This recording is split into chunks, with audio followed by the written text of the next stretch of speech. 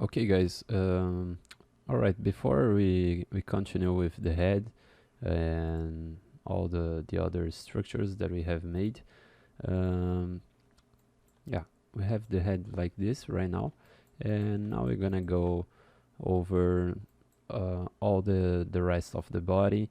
And for this, I actually separated some informations that I collected from books I'm used to read, and some anatomy books for artists, and some of them are like Andrew Loomis and Michael Hampton, and also let me see, yeah, George Bridgman. After I gonna write all the books on a section here, and all the books that I usually recommend for studying anatomy for the artists. And yeah, that's it. So here I'm using my PeerHef window just to show you some clips that I've separated. uh, First of all, we actually need to understand the main structure of the body, and for doing this we're gonna need to understand the structure. When we say structure, we should understand the movable masses, uh, like this one, the mainly movable masses, which is the head and the cage for the chest and torso, the rib cage, and also the pelvis. This is from the book for by George Bridgman. It's a drawing where he says about the overall masses that are movable. You know, so here we can see clearly a structure made for blocking a person, a human body, by separating the head, the rib cage, and also the pelvis, and then the spine, intersecting everything and giving the gesture, the mainly curve of action, right?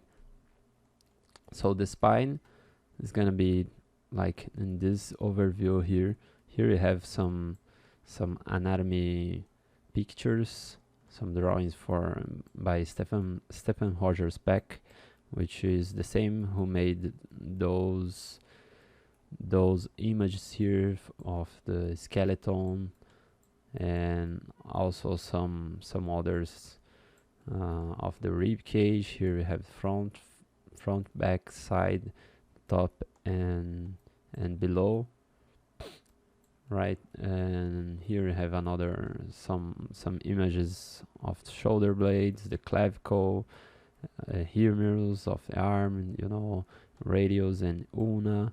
So we're gonna travel along all of this, but also some proportions and some landmarks of the body here that we must pay attention when we are blocking the overall structure. They are like good points to have an overview of the structure, and measure it, everything, if everything it's all right, the proportions. Here we have some nice rules of proportions of the human body, some of them made by Loomis, and others I just saved from internet, and are some they are some ideal proportions that I usually mm, like to follow. So the first thing that we have to pay attention is the movement of the spine, and you can clearly see that spine should look like a curved line, and we can actually separate this by, here is the overall view of an anatomic view. This is the side view, and this is the back, and this is the front view of the spine. But the first thing that we have to say is we need to actually separate the understanding of the spine by those curvatures that we have here. We have some curvature like this and this and this and this, and as you can see here, that this is more subtle in real nature image, but uh, for clearly understanding, we can separate by those groups here, actually more like this in 4 groups, but we can try this one first. The first one will be the cervical part, which means it's related for the neck region, and so it's curved for the front part of the character, right? And it's more curved like this. Let me show. Yeah, more like this. Yeah, it's curved for the front, and so it's just a little subtle curvature for this way, and then the region of the rib cage, we're gonna have another nice curvature, which is curved for the backward, and it starts from the base of the neck, and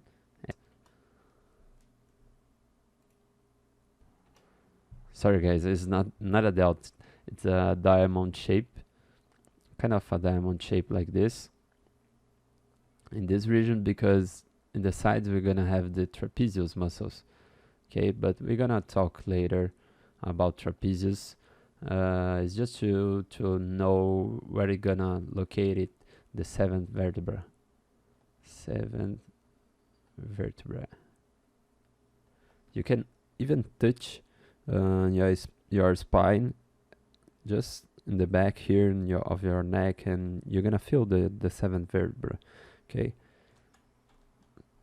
so by continuing here, we're gonna continue with this region, which is curved for the back, and it goes all along our rib cage. All right, so after that, we're gonna have this another region here, which is another C curve, and this region, you can clearly see here that the first one is nearly straight, right? The second one, the second part, which is just in the region of the rib cage, it's more a curved one, and then we have a more curved part, but now for the front region, which is between the 2 movable masses of the rib cage and the pelvis, right? This region here will be one of the most movable and bendable. Let me check. Yeah, because once we turn our body, it will be more this region, but all the cervical, all the spine will be able to have curvature, not just exactly just this part here of the end of the spine, which is along the sacrum here and the end of spine. It will not be so bendable, because we can bend our pelvis region, because it's a rigid part. But just for understanding, by looking through the side view, this will be more straight, and then curved, more curved, and here the most curved part. Okay, so this will be the gesture line of our spine by looking from the side view, right? And once we do the spine, we're gonna be able to actually make those blockings for the regions of the rib cage and also the pelvis.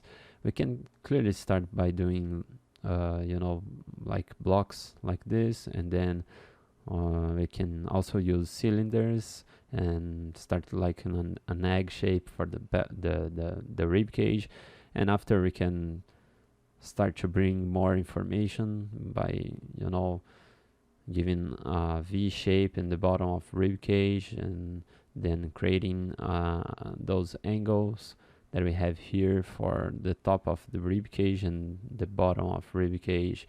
You know, if we have here like a box, you know, in this region, we're gonna see that this part will most be more cut, great cut than this one here. This one it will be more related for the region of the neck, and we're gonna see that the neck should most of the time, you know, follow the same width of the jawline here. So, but sure, it will depends on the character and on the structure of the character. If it's more a strong man or a thin guy, it will depends too much of this region for the neck, and also its width. But for instance, for the instant, we can understand like this, and this is what we're gonna do. You know, for the first, we're gonna create those great box, and then we're gonna refine it more. But one thing that is nice to understand here is the rhythm of the body. You know, the rhythm is what I say. Rhythm, I don't know if it's on Y here and an M. I don't remember exactly how do you write this in English, but the thing is that the pelvis is turned for the front view. The rib cage is more turned for the back, and then the neck and the top of head will be more located by the front view, you know. Okay, so let's go first for the ZBrush, and then we can start to manage all of this and start to understand a little bit more of proportions and also the landmarks. You know, here we're gonna have an image of the skeleton, and this is what we're gonna make, but not exactly, you know, all the structures of the skeleton. We're gonna do something more like this, general blockage of those masses, just to understand all the muscles that are connected here, and how they're gonna work when we build a character by doing this anatomy. Okay,